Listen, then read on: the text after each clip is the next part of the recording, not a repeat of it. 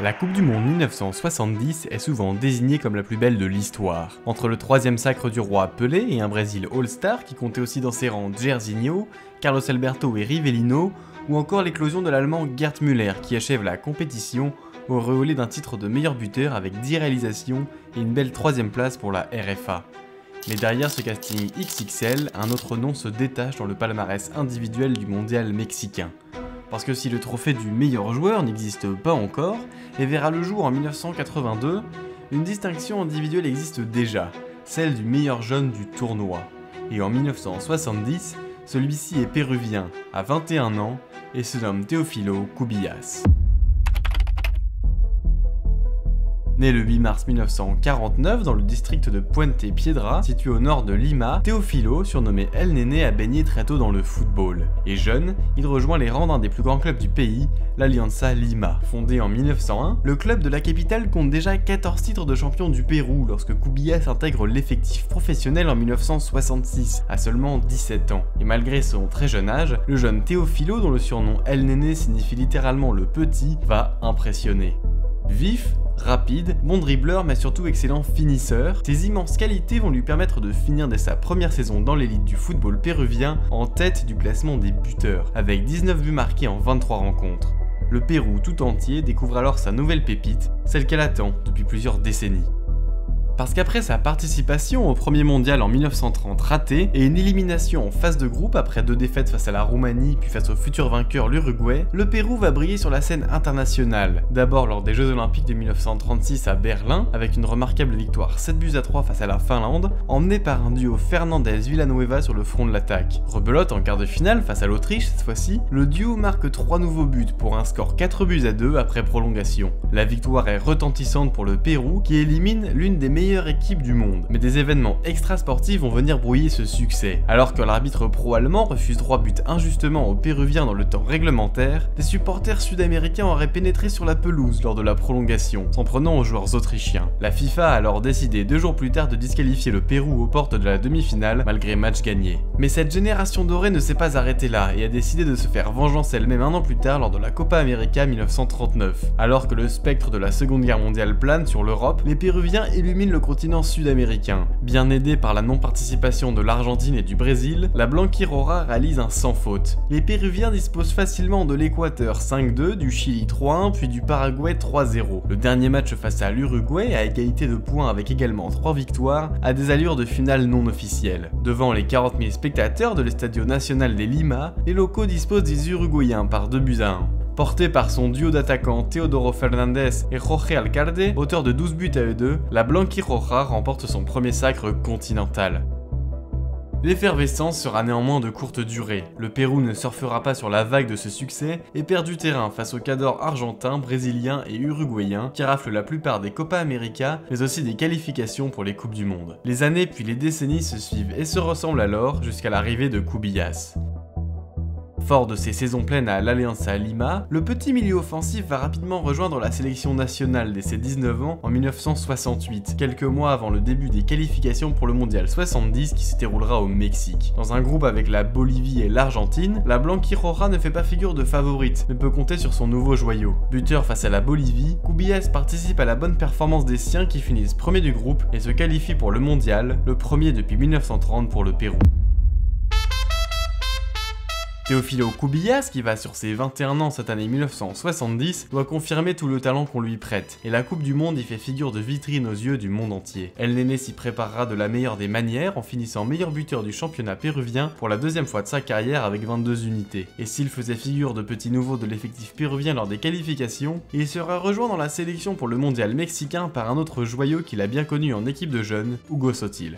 C'est donc fort de ces 2 jeunes prodiges sur le front de l'attaque, mais aussi de son sélectionneur, l'ancien métronome du milieu de terrain brésilien Didi, que le Pérou entame son mondial mexicain. Et dans un groupe composé de la RFA, de la Bulgarie et du Maroc, Cubillas va porter la Blanquirroja. Il inscrit le but décisif lors du premier match face à la Bulgarie pour offrir la victoire 3-2 à son équipe, avant d'inscrire un doublé face au Maroc et une écrasante victoire 3-0.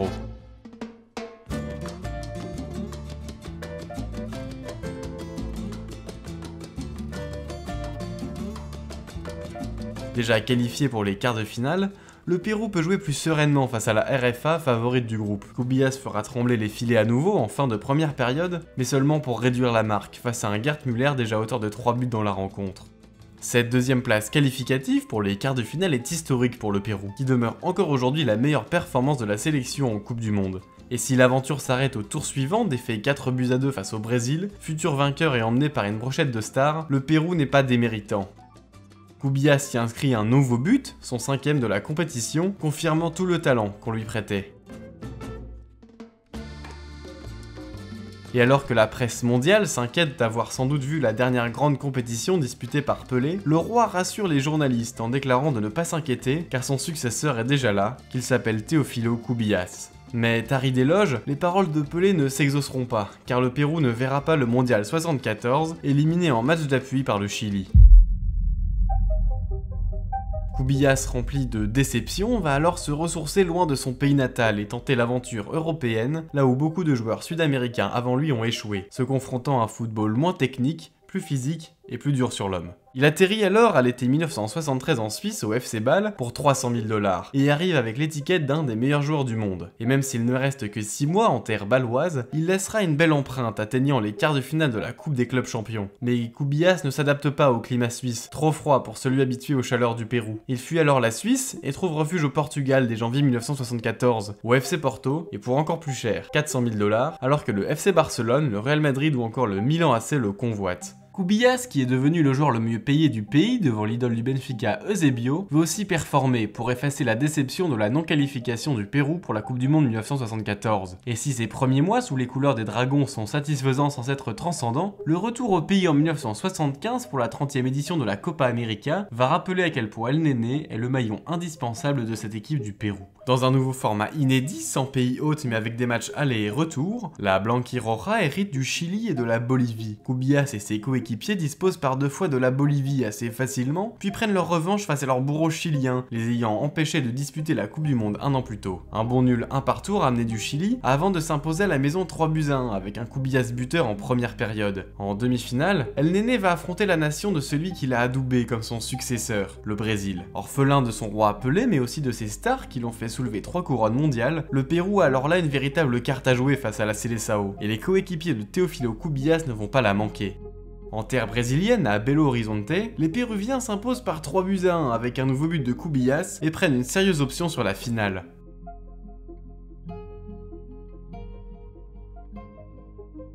Mais au retour, devant son public de l'Estadio Alejandro Villanueva, les Péruviens ne sont pas à la hauteur de l'événement. Les locaux sont défaits par 2-0, 3 partout sur l'ensemble des 2 matchs. Le vainqueur de la confrontation est alors désigné par un tirage au sort, les tirs au but n'étant pas encore légion partout sur le globe. Et si l'on dit souvent qu'une grande carrière est faite de talent et de travail, elle a aussi sa part de chance et de réussite. Ce soir-là, Cubillas va en être le parfait exemple, et le Pérou se qualifier pour la finale. Le dernier obstacle qui fait face à la Blanquiroja est la Colombie. Tombeurs du Paraguay et de l'Équateur en poule, puis de l'Uruguay en demi-finale, les Colombiens n'ont perdu qu'un seul match depuis le début de la compétition. Mais alors qu'il ne reste que 2 matchs, un aller et un retour aux Péruviens pour consacrer définitivement cette génération dorée qui lui fait vivre ses plus belles années de football, son adversaire le plus coriace n'est finalement pas l'équipe nationale colombienne, mais bien les clubs européens. Car la double confrontation finale se joue en plein mois d'octobre, en plein cœur de la saison des clubs européens, qui comptent notamment Cubillas au FC Porto, mais aussi Hugo Sotil au FC Barcelone. Les 2 joyaux de l'attaque péruvienne ne purent retourner en Amérique du Sud pour disputer ni le match aller, perdu 1-0 à Bogota, ni le match retour, gagné 2-0 à Lima. Et si aujourd'hui le Pérou serait grand vainqueur de cette confrontation grâce à la différence de but, à l'époque, ces 2 confrontations donnent lieu à égalité, chaque équipe ayant remporté un match. Un match d'appui est alors organisé au Venezuela pour départager Péruviens et Colombiens et désigner le grand vainqueur de cette 30e édition de la Copa América. Et depuis le Portugal, ça bouillonne dans la tête de Cubillas. Il lui est impossible de manquer ce dernier match. Alors avec la complicité d'un ami, il est monté secrètement dans un avion direction le Venezuela pour y disputer ce match d'appui. Arrivé là-bas, il craint ne pas obtenir l'accord de son club pour disputer la rencontre. Mais devant le fait accompli et les supplications de leurs joueurs par téléphone, les dirigeants portugais cèdent à la demande de Cubillas, qui débute alors bien le match d'appui de cette finale, accompagné sur le front de l'attaque par Hugo Sotil, qui s'est lui aussi échappé du FC Barcelone. Et ces évasions portent leurs fruits puisque Sotil ouvre la marque à la 25e minute de jeu.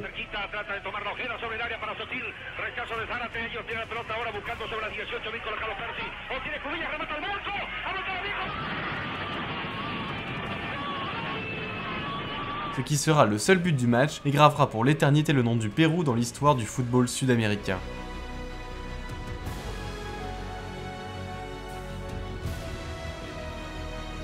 Sa génération dorée est enfin récompensée d'un trophée majeur, et Teófilo Cubillas sacré meilleur joueur du tournoi. La déception de la non-qualification du mondial 74 est quelque peu effacée, et le Pérou s'affirme comme une nation importante du football.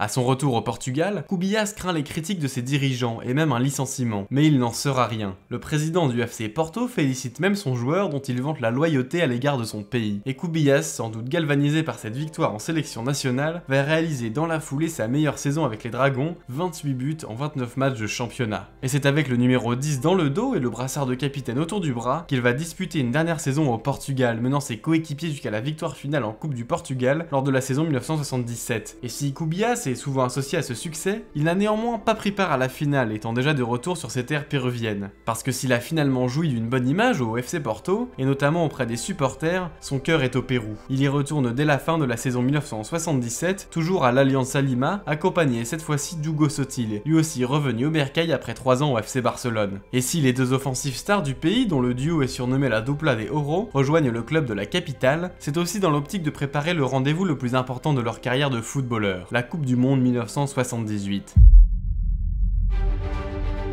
Le mondial argentin est une priorité absolue pour les deux génies péruviens, et Cubillas compte bien effacer la déception de la non-qualification au mondial 74. Car malgré la victoire finale, la tumultueuse victoire en Copa América 1975 est restée dans les têtes d'El Nene et de son compatriote Hugo Sotil. A l'inverse d'aujourd'hui, les trêves internationales ne sont pas coordonnées avec le football des clubs, et les joyaux péruviens ne veulent pas revivre les épisodes vécus lors de la finale face à la Colombie, où ils ne purent prendre part aux 2 premiers matchs, bloqués par leurs clubs respectifs. Lors du tour final des qualifications opposant le Pérou au Brésil et à la Bolivie, la défaite face à la Seleção oblige Cubillas et ses coéquipiers à un résultat face à la Bolivie, sous peine de repasser par la phase de barrage qui leur avait fait défaut 4 ans auparavant. Conscients de cela, les joueurs de la Blanquirora ne font qu'une bouchée de leurs adversaires. Cubillas montre la voie à ses coéquipiers en inscrivant un doublé en première période pour un score final 5-0.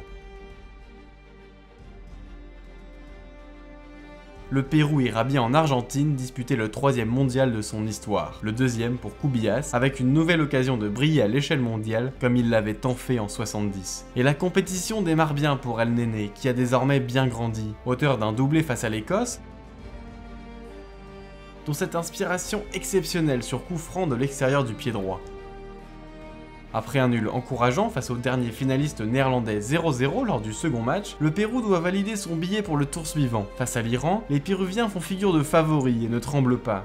Cubillas remet le couvert et inscrit un triplé pour un score final 4-1 et déjà 5 buts dans le tournoi pour le génie péruvien, qui égale déjà son record du mondial mexicain.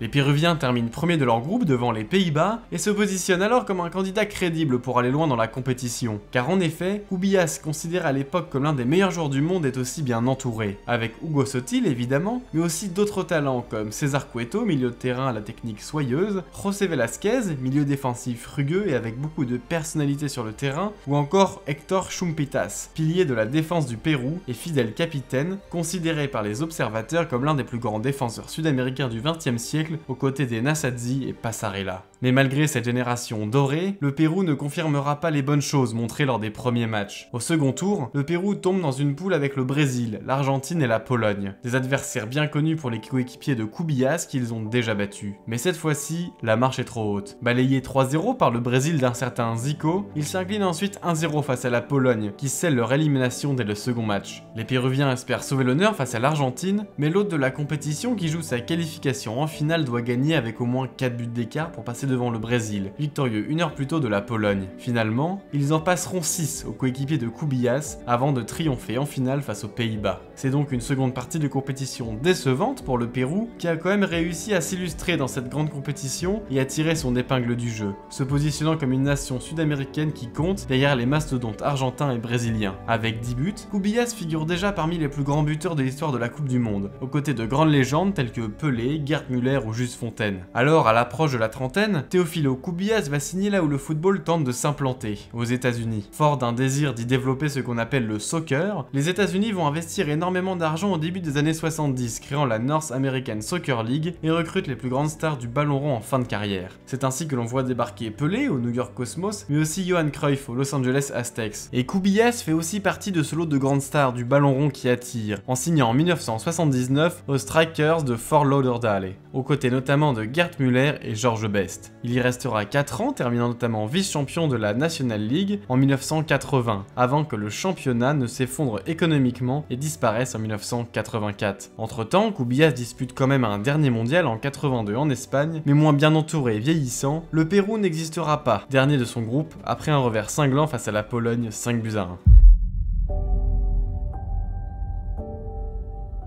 Pétri de talent, icône de tout un peuple, dans les mémoires des supporters du FC Porto, Teófilo Cubillas n'est cependant pas rentré dans les mémoires collectives des générations futures. Il lui a sans doute manqué un titre mondial avec le Pérou ou une épopée européenne avec le FC Porto pour s'inscrire dans la mémoire intemporelle du football. Mais Cubillas fait partie de ce lot de joueurs au talent rare, capable à lui seul de changer le cours d'un match dont il faut préserver et entretenir la postérité.